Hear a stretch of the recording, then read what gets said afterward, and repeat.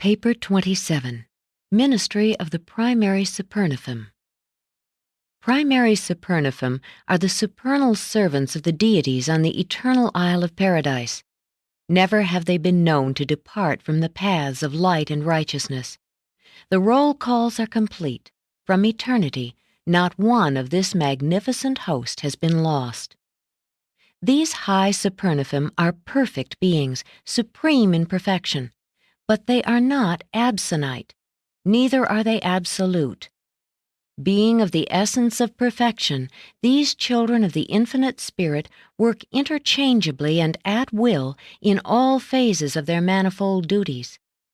They do not function extensively outside paradise, though they do participate in the various millennial gatherings and group reunions of the central universe.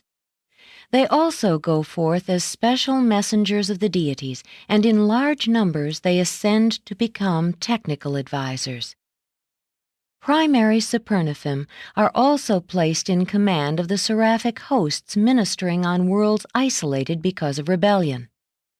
When a paradise son is bestowed upon such a world, completes his mission, ascends to the Universal Father, is accepted, and returns as the accredited deliverer of this isolated world, a primary Supernaphim is always designated by the chiefs of assignment to assume command of the ministering spirits on duty in the newly reclaimed sphere. Supernaphim in this special service are periodically rotated. On Urantia, the present chief of Seraphim is the second of this order to be on duty since the times of the bestowal of Christ Michael. From eternity, the primary Supernaphim have served on the Isle of Light and have gone forth on missions of leadership to the worlds of space, but they have functioned as now classified only since the arrival on Paradise of the Havona Pilgrims of Time. These high angels now minister chiefly in the following 7 orders of service. 1. Conductors of worship. 2. Masters of philosophy. 3. Custodians of knowledge. 4. Directors of conduct. 5. Interpreters of ethics. 6. Chiefs of assignment. 7. Instigators of rest. Not until the ascending pilgrims actually attain paradise residence do they come under the direct influence of these Supernaphim, and then they pass through a training experience under the direction of these angels in the reverse order of their naming.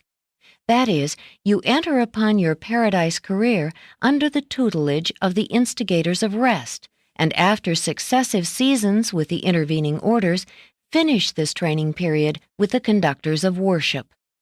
Thereupon are you ready to begin the endless career of a finaliter. 1. Instigators of rest. The instigators of rest are the inspectors of paradise who go forth from the central isle to the inner circuit of Havona, there to collaborate with their colleagues, the complements of rest of the secondary order of Supernaphim. The one essential to the enjoyment of paradise is rest. Divine rest, and these instigators of rest are the final instructors who make ready the pilgrims of time for their introduction to eternity. They begin their work on the final attainment circle of the central universe and continue it when the pilgrim awakes from the last transition sleep, the slumber which graduates a creature of space into the realm of the eternal. Rest is of a 7-fold nature. There is the rest of sleep and of play in the lower life orders, discovery in the higher beings, and worship in the highest type of spirit personality. There is also the normal rest of energy intake, the recharging of beings with physical or with spiritual energy. And then there is the transit sleep, the unconscious slumber when enseraphimed, when in passage from one sphere to another. Entirely different from all of these is the deep sleep of metamorphosis, the transition rest from one stage of being to another, from one life to another, from one state of existence to another, the sleep which ever attends transition from actual universe status, in contrast to evolution through various stages of any one status. But the last metamorphic sleep is something more than those previous transition slumbers which have marked the successive status attainments of the ascendant career. Thereby do the creatures of time and space traverse the innermost margins of the temporal and the spatial to attain residential status in the timeless and spaceless abodes of paradise. The instigators and the complements of rest are just as essential to this transcending metamorphosis as are the seraphim and associated beings to the mortal creature's survival of death. You enter the rest on the final Havona circuit and are eternally resurrected on paradise. And as you there spiritually repersonalize, you will immediately recognize the instigator of rest who welcomes you to the eternal shores as the very primary Supernaphim who produced the final sleep on the innermost circuit of Havona. And you will recall the last grand stretch of faith as you once again made ready to commend the keeping of your identity into the hands of the Universal Father. The last rest of time has been enjoyed. The last transition sleep has been experienced. Now you awake to life everlasting on the shores of the eternal abode. And there shall be no more sleep. The presence of God and His Son are before you, and you are eternally His servants. You have seen His face, and His name is your spirit. There shall be no night there, and they need no light of the sun, for the great source and center gives them light. They shall live forever and ever, and God shall wipe away all tears from their eyes. There shall be no more death, neither sorrow nor crying, neither shall there be any more pain, for the former things have passed away. 2. Chiefs of Assignment. This is the group designated from time to time by the Chief Supernaphim, the original pattern angel, to preside over the organization of all three orders of these angels, primary, secondary, and tertiary. The Supernaphim as a body are wholly self-governing and self-regulatory, except for the functions of their mutual chief, the first angel of paradise, who ever presides over all these spirit personalities. The angels of assignment have much to do with glorified mortal residents of paradise before they are admitted to the core of the finality. Study and instruction are not the exclusive occupations of paradise arrivals. Service also plays its essential part in the pre-finaliter educational experiences of paradise. And I have observed that when the ascendant mortals have periods of leisure, they evince a predilection to fraternize with the reserve corps of the superaphic chiefs of assignment. When you mortal ascenders attain paradise, your societal relationships involve a great deal more than contact with a host of exalted and divine beings, and with a familiar multitude of glorified fellow mortals. You must also fraternize with upwards of 3,000 different orders of paradise citizens, with the various groups of the transcendentalers, and with numerous other types of paradise inhabitants, permanent and transient, who have not been revealed on Urantia. After sustained contact with these mighty intellects of paradise, it is very restful to visit with the angelic types of mind. They remind the mortals of time of the seraphim with whom they have had such long contact and such refreshing association. 3. Interpreters of ethics. The higher you ascend in the scale of life, the more attention must be paid to universe ethics. Ethical awareness is simply the recognition by any individual of the rights inherent in the existence of any and all other individuals. But spiritual ethics far transcends the mortal and even the Urantia concept of personal and group relations. Ethics has been duly taught and adequately learned by the pilgrims of time in their long ascent to the glories of paradise. As this inward ascending career has unfolded from the nativity worlds of space, the ascenders have continued to add group after group to their ever-widening circle of universe associates. Every new group of colleagues met with adds one more level of ethics to be recognized and complied with, until by the time the mortals of ascent reach paradise, They really need someone to provide helpful and friendly counsel regarding ethical interpretations. They do not need to be taught ethics, but they do need to have what they have so laboriously learned properly interpreted to them as they are brought face to face with the extraordinary task of contacting with so much that is new. The interpreters of ethics are of inestimable assistance to the Paradise arrivals in helping them to adjust to numerous groups of majestic beings during that eventful period extending from the attainment of residential status to formal induction into the core of mortal finaliters. Many of the numerous types of Paradise citizens the ascendant pilgrims have already met on the 7 circuits of Havona.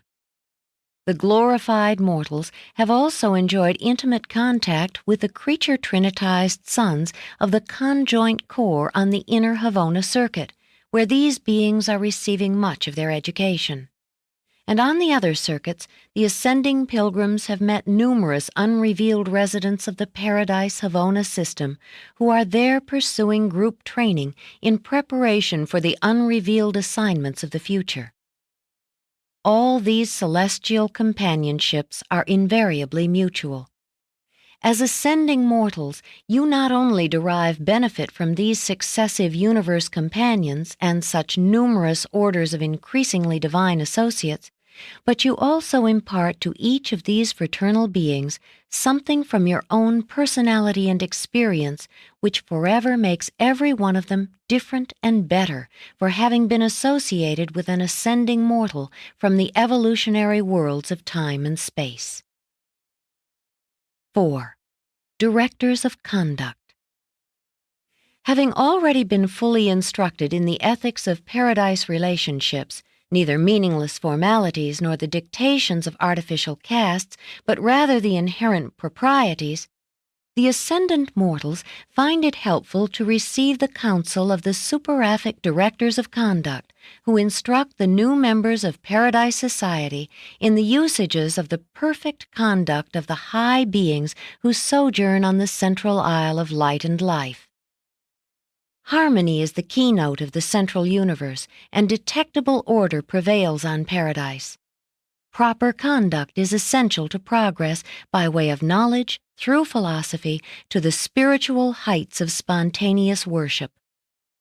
There is a divine technique in the approach to divinity, and the acquirement of this technique must await the pilgrim's arrival on Paradise.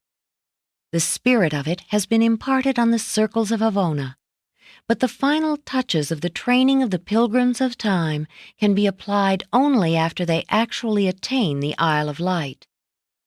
All Paradise conduct is wholly spontaneous, in every sense natural and free. But there still is a proper and perfect way of doing things on the Eternal Isle, and the directors of conduct are ever by the side of the strangers within the gates to instruct them and so guide their steps as to put them at perfect ease, and at the same time to enable the pilgrims to avoid that confusion and uncertainty which would otherwise be inevitable. Only by such an arrangement could endless confusion be avoided, and confusion never appears on Paradise.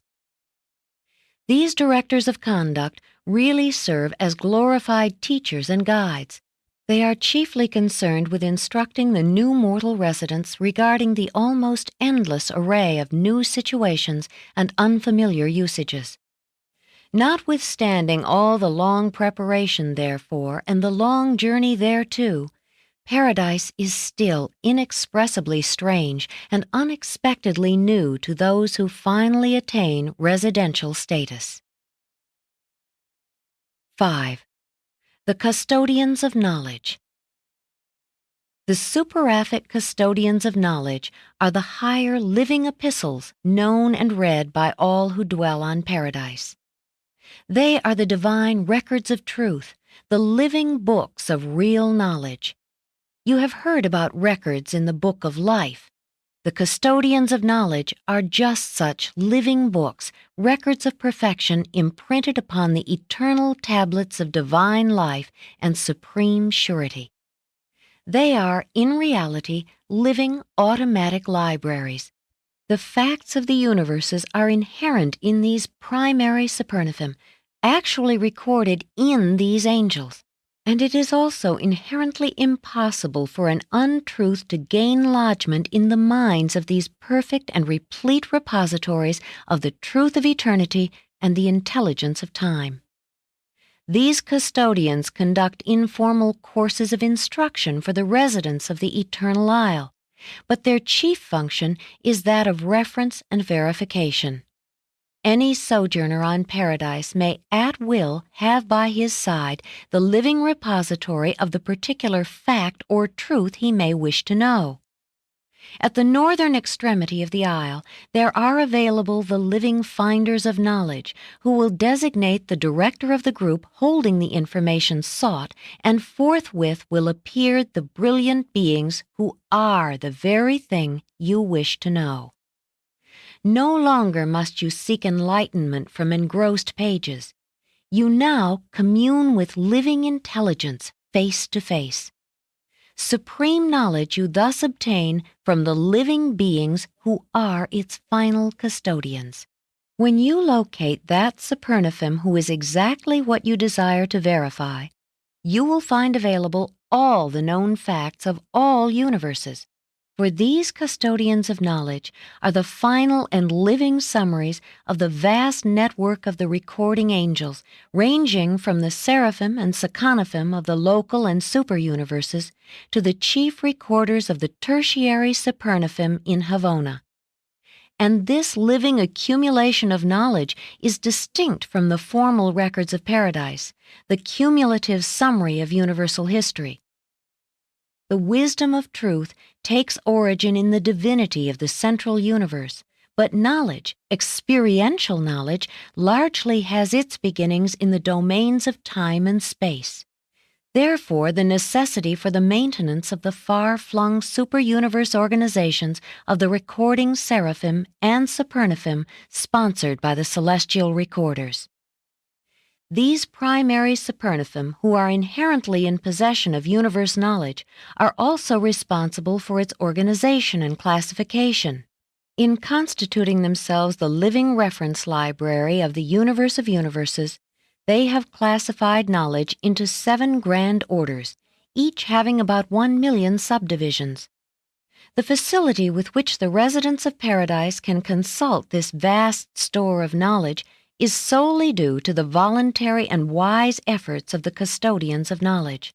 The custodians are also the exalted teachers of the central universe, freely giving out their living treasures to all beings on any of the Havona circuits, and they are extensively, though indirectly, utilized by the courts of the Ancients of Days. But this living library, which is available to the central and superuniverses, is not accessible to the local creations. Only by indirection and reflectively are the benefits of Paradise knowledge secured in the local universes. 6.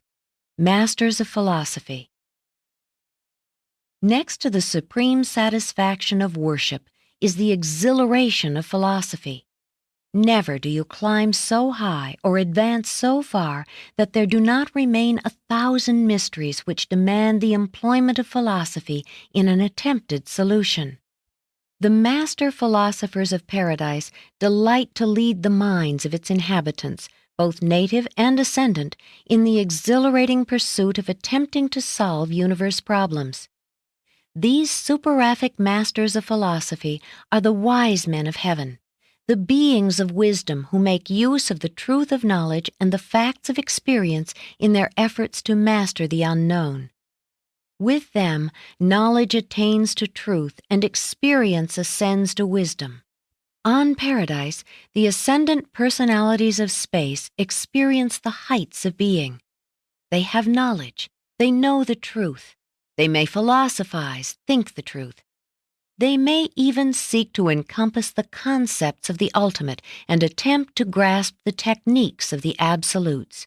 At the southern extremity of the vast Paradise domain, the masters of philosophy conduct elaborate courses in the 70 functional divisions of wisdom. Here they discourse upon the plans and purposes of infinity and seek to coordinate the experiences and to compose the knowledge of all who have access to their wisdom. They have developed a highly specialized attitude toward various universe problems, but their final conclusions are always in uniform agreement. These paradise philosophers teach by every possible method of instruction, including the higher graph technique of Havona and certain paradise methods of communicating information. All of these higher techniques of importing knowledge and conveying ideas are utterly beyond the comprehension capacity of even the most highly developed human mind. 1 hour's instruction on paradise would be the equivalent of 10,000 years of the word memory methods of Urantia. You cannot grasp such communication techniques, and there is simply nothing in mortal experience with which they may be compared, nothing to which they can be likened. The masters of philosophy take supreme pleasure in imparting their interpretation of the universe of universes to those beings who have ascended from the worlds of space. And while philosophy can never be as settled in its conclusions as the facts of knowledge and the truths of experience, yet when you have listened to these primary Supernaphim discourse upon the unsolved problems of eternity and the performances of the absolutes, you will feel a certain and lasting satisfaction concerning these unmastered questions. These intellectual pursuits of paradise are not broadcast. The philosophy of perfection is available only to those who are personally present. The encircling creations know of these teachings only from those who have passed through this experience and who have subsequently carried this wisdom out to the universes of space. 7. Conductors of worship. Worship is the highest privilege and the first duty of all created intelligences. Worship is the conscious and joyous act of recognizing and acknowledging the truth and fact of the intimate and personal relationships of the creators with their creatures.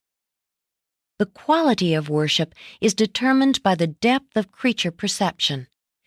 And as the knowledge of the infinite character of the gods progresses, the act of worship becomes increasingly all-encompassing until it eventually attains the glory of the highest experiential delight and the most exquisite pleasure known to created beings. While the Isle of Paradise contains certain places of worship, it is more nearly one vast sanctuary of divine service. Worship is the first and dominant passion of all who climb to its blissful shores, the spontaneous ebullition of the beings who have learned enough of God to attain His presence. Circle by circle, during the inward journey through Havona, worship is a growing passion until, on Paradise, it becomes necessary to direct and otherwise control its expression.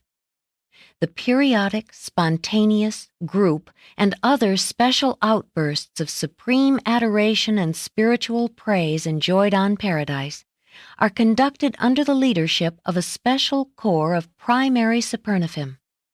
Under the direction of these conductors of worship, such homage achieves the creature goal of supreme pleasure and attains the heights of the perfection of sublime self-expression and personal enjoyment.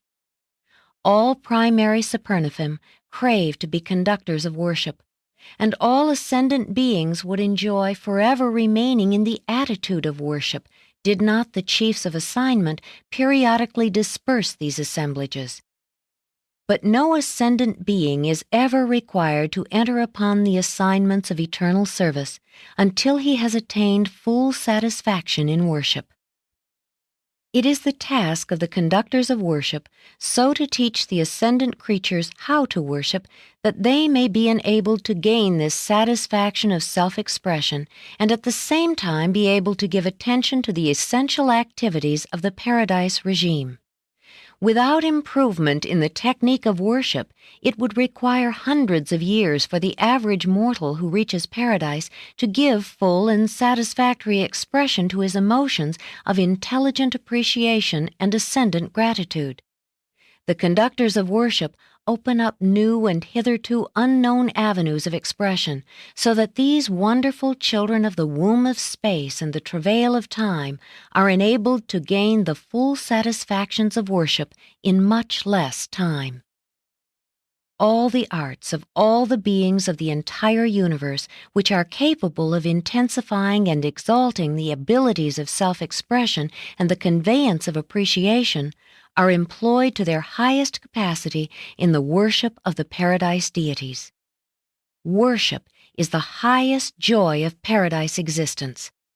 It is the refreshing play of Paradise. What play does for your jaded minds on earth, worship will do for your perfected souls on Paradise. The mode of worship on Paradise is utterly beyond mortal comprehension, but the spirit of it you can begin to appreciate even down here on Urantia, for the spirits of the gods even now indwell you, hover over you, and inspire you to true worship. There are appointed times and places for worship on Paradise, but these are not adequate to accommodate the ever-increasing overflow of the spiritual emotions of the growing intelligence and expanding divinity recognition of the brilliant beings of experiential ascension to the Eternal Isle. Never since the times of Grand Fanda have the Supernaphim been able fully to accommodate the spirit of worship on Paradise. Always is there an excess of worshipfulness as gauged by the preparation therefor. And this is because personalities of inherent perfection never can fully appreciate the tremendous reactions of the spiritual emotions of beings who have slowly and laboriously made their way upward to Paradise glory from the depths of the spiritual darkness of the lower worlds of time and space. When such angels and mortals of time attain the presence of the powers of Paradise, there occurs the expression of the accumulated emotions of the ages, a spectacle astounding to the angels of Paradise and productive of the supreme joy of divine satisfaction in the Paradise deities. Sometimes all Paradise becomes engulfed in a dominating tide of spiritual and worshipful expression. Often the conductors of worship cannot control such phenomena until the appearance of the threefold fluctuation of the light of the deity abode, signifying that the divine heart of the gods has been fully and completely satisfied by the sincere worship of the residents of Paradise, the perfect citizens of glory, and the ascendant creatures of time. What a triumph of technique, what a fruition of the eternal plan and purpose of the gods that the intelligent love of the creature child should give full satisfaction to the infinite love of the Creator Father. After the attainment of the supreme satisfaction of the fullness of worship, you are qualified for admission to the core of the finality. The ascendant career is well nigh finished, and the seventh Jubilee prepares for celebration. The first Jubilee marked the mortal agreement with the thought adjuster when the purpose to survive was sealed. The second was the awakening in the Urantia life. The third was the fusion with the thought adjuster. The fourth was the awakening in Havona. The fifth celebrated the finding of the Universal Father. And the sixth Jubilee was the occasion of the Paradise awakening from the final transit slumber of time. The seventh Jubilee marks entrance into the mortal finaliter core and the beginning of the eternity service. The attainment of the seventh stage of spirit realization by a finaliter will probably signalize the celebration of the first of the Jubilees of eternity. And thus ends the story of the Paradise Supernaphim, the highest order of all the ministering spirits, those beings who, as a universal class, ever attend you from the world of your origin until you are finally bidden farewell by the conductors of worship as you take the Trinity oath of eternity and are mustered into the mortal core of the finality. The endless service of the Paradise Trinity is about to begin. And now the finaliter is face to face with the challenge of God the Ultimate. Presented by a perfecter of wisdom from Uversa.